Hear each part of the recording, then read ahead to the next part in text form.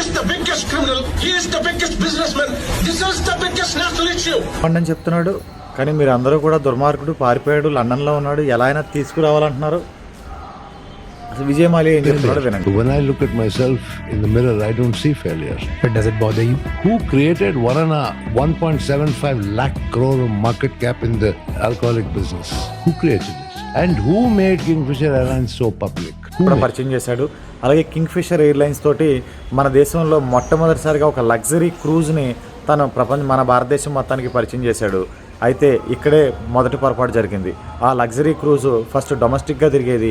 International ఎయిర్లైన్స్లోకి వెళ్ళినప్పుడు ఒకేసారి Airways started and failed. East West Airlines started and failed, right? Jet Airways eventually failed, right? Modi Luft started and failed, right? Paramount started and failed. You read about them? Only Kingfisher and... ఎప్పుడు తీసుకొస్తారు మన రాజకీయ నాయకులు? ఎందుకు తీసుకొస్తారండి? మనం కారో బండో ఫైనాన్స్కి తెస్తే finance కట్టకపోతే మన బండినో కారునో పట్టుకెళ్ళిపోతారు, కానీ మనల్ని తీసుకెళ్తారా ఏంటి? ఈ విషయంలో కూడా జరిగింది అదే. అలాగే